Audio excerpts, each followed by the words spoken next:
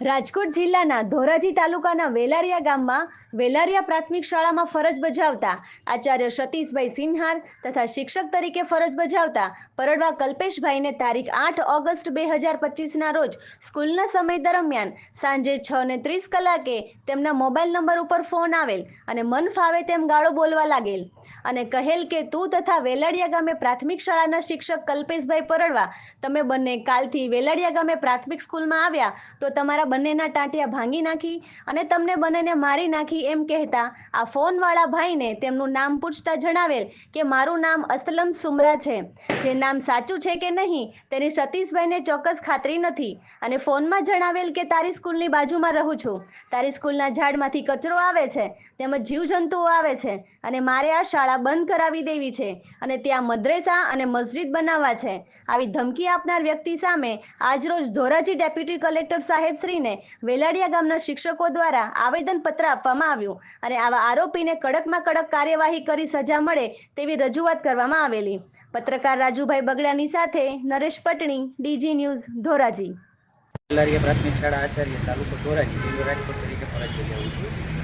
હવે અમારી શાળામાં ગત 8 તારીખના રોજ જ્યારે અમે શાળાએથી છૂટેલ ત્યારબાદ એક વ્યક્તિ દ્વારા મને ફોન આવેલો, જે સતત શરૂઆતમાંથી તો ગાળો જ બોલવા માંડે અને એકદમ ઉગ્ર સ્વભાવમાં મારી નાખું, તોડી નાખું, ઓછી સિવાય કંઈ બીજી વાત નહીં। મેં એને પૂછ્યું કે ભાઈ તું ફોન બોલે છે, શા માટે કરે છે? તો એણે એમ કીધું કે હું આ ગામનો આ અસલમ નામનો વ્યક્તિ છું અને મારે આ સ્કૂલ બંધ કરી દેવી છે, તમારી કોઈની જરૂર નથી, બરાબર છે? તારી સ્કૂલમાંથી મારે ત્યાં જીવજંતુ આવે છે એવી પાયા વિહોણી વાત કરી અને એને મને ઉપયોગ કરવા માટે પ્રયત્ન કરે।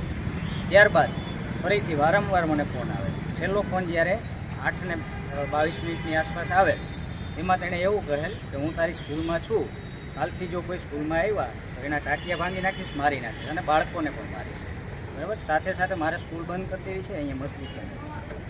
તો આ મુદ્દા ઉપર અમે આજરોજ માનનીય ડેપ્યુટી કલેક્ટર સાહેબને આવેદનપત્ર આપવા આવ્યા છીએ। પોલીસમાં પણ એફઆઈઆર નોંધાવેલ છે।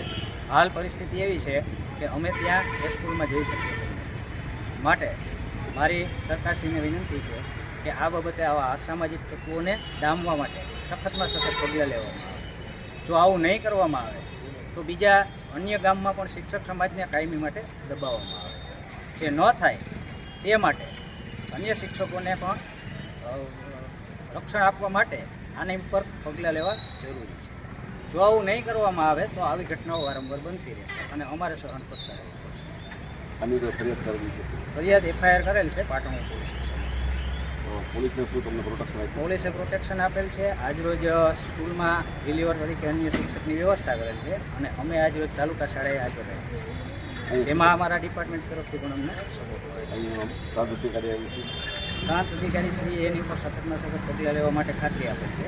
એ બદલ સાહેબનો પણ અમે ખૂબ ખૂબ આભાર માનીએ છીએ અને અમારા ડિપાર્ટમેન્ટનો પણ આભાર માનીએ છીએ, પણ આગળ ઉપર સખતમાં સખત કાર્યવાહી કરે એવી અમારી